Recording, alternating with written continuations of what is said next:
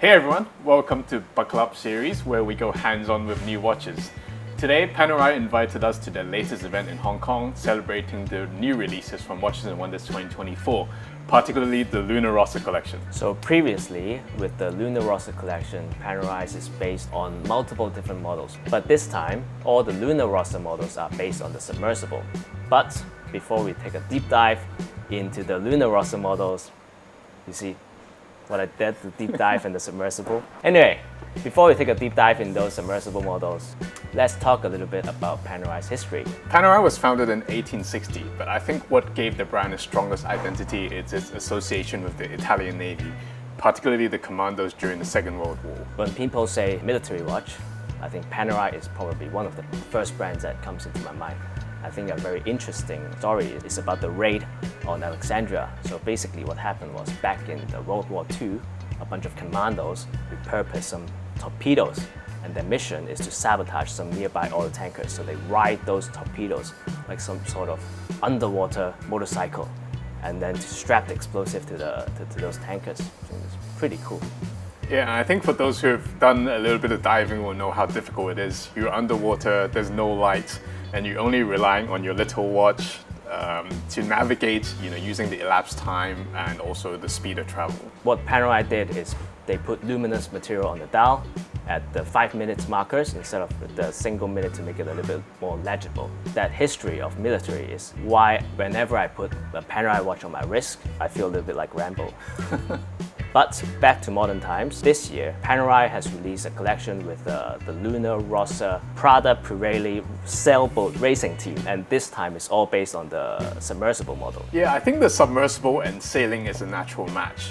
The submersible model differs from the Luminor and also the Radio Mir by having a rotating bezel, and they all have like at least a 300-meter water resistance. And I also think that the submersible is a little bit more modern looking. I think Panerai positions the submersible as kind of like a modern dive watch, and it also reflected in the use of more advanced materials in this collection. I actually think the rotating bezel makes it a little bit more vintagey because it's like you're inside the submarine and you're looking outside of the window.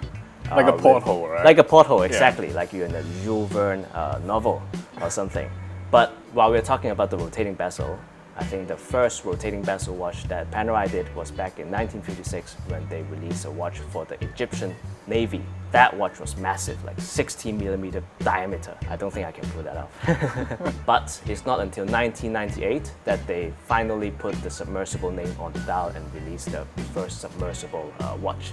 So I think the submersible represents Panerai's efforts in modernizing its collection, with the addition of the rotating bezel, which makes the submersible a little bit more in line with the modern dive watch design and makes it a little bit more practical. I think the rotating bezel is also one of the requirements that's needed to meet the ISO dive watch, technical specifications. For me, my reason to like the submersible is a bit more simpler.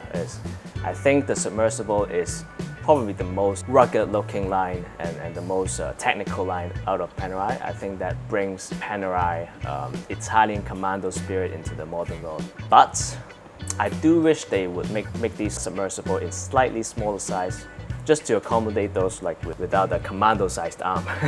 So actually, I thought the same as you before as well, but I also realized very recently that Panerai is now offering the submersible in 42mm. This year, Panerai has 3 new submersibles in 42mm, which we'll get to later. Recently, I went to a THC event where I tried on the submersible 42 for the first time, and I was really impressed by how well it wears, how it looks on my wrist. Well, I guess that's one of the danger of going to the THC event. You might end up liking something that you never thought would appeal to you. So now, what does Panerai has to do with Luna Rossa and sailing? So the partnership between Panerai and Luna Rossa began in 2019. Panerai was inspired by the technical innovation of the yachting world and the use of boat materials and aesthetics, which translates to the use of new materials in the Luna Rossa collection. Yeah, I think in that sense then the submersible is perfect for sailing, isn't it? Higher water resistance, they are at least 300 meters, and also with new materials such as ceramic bezel, which is a bit more scratch resistant. So the Luna Rossa team can abuse it all the time. So out of the new collection, The one that I'm really impressed by is the T Ceramic Tech, which comes in a 44mm case. So for the T Ceramic Tech is actually a ceramized titanium material where it's made of titanium, but the surface is ceramized to give a ceramic-like texture. So you can see on the case, it has a bluish gray kind of color, and when you touch it, it's not cold to the touch actually. It feels like ceramic because it's a little bit sort of like a grainy texture, matte texture. But yeah, I really like it. I think it's a really innovative material and it gives the case a very distinct look and it extends to the bezel as well. Yeah, I agree. I think out of these 5 watches, this case material is definitely the most special.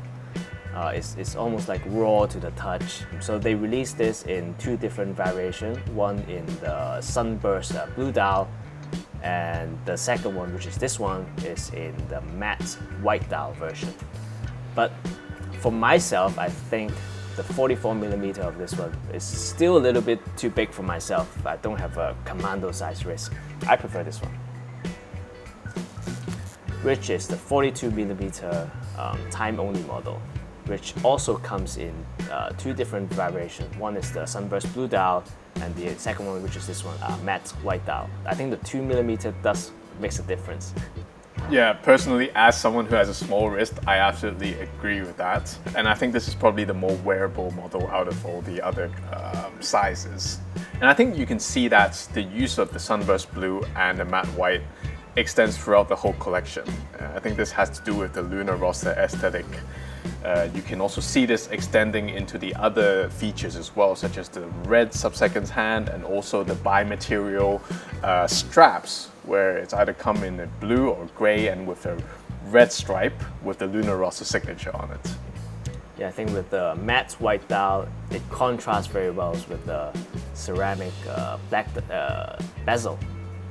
But with this one, with the blue dial, I think it's slightly different. It's like you're inside the submarine, you're looking outside of the porthole, you can see the blue sea, right? Mm-hmm. So it's 2 different experiences. Yeah, and the markers are kind of like the rivets on the porthole, right? Yep, exactly, yeah. So I think the use of the blue dial also extends to the 42mm GMT model, which obviously has a GMT function and also 500 meters of water resistance. So I think this will make a perfect holiday watch where you'll be traveling and you can keep track of 2 time zones.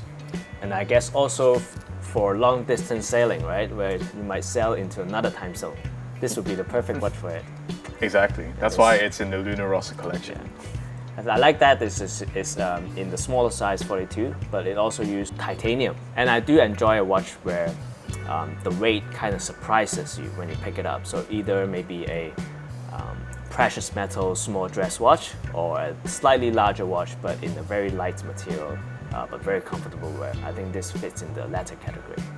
So it's like an illusion, right? It's a small watch that's really heavy or large exactly, watch that's really exactly. light. Yeah. So moving on to the final and most complicated watch on our table, we have this GMT Tourbillon. What can you tell us about this one? So this is actually an experience edition. So for those who don't know, an experience edition or experience watch is a Panerai special edition where a once-in-a-lifetime experience comes together with the watch for the buyer. So 20 lucky buyers of this watch can go to the America's Cup finals in Barcelona and spend some time with the Luna Rossa team. So I think that's a money can't buy experience. Exactly. I would love to go on to one of these experiences. But the watches itself is also cool because this is a tourbillon and also with a GMT function. And the tourbillon is also special because normally tourbillon rotates along the case axis, but for this one, it rotates perpendicular to the case axis. So the tourbillon cage actually reminds me a little bit of rotisserie chicken. But nonetheless, I think this is a very innovative feature from Panerai, and it really makes this tourbillon stand out from all the other tourbillons out there. But in any case, I think Panerai did a great job with Luna Rossa collection this year.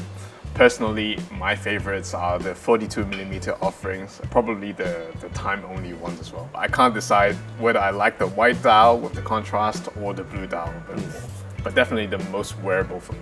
Because I guess you like the black ceramic bezel, right? Yeah. They both have it. For myself, it's also the 42mm time-only model. I like the blue one because I like to think of myself being in a submarine in a Jules Verne novel and then just looking outside at the sea. So thank you, Panerai, for having us here to look at all these nice watches, and we'll see you next time.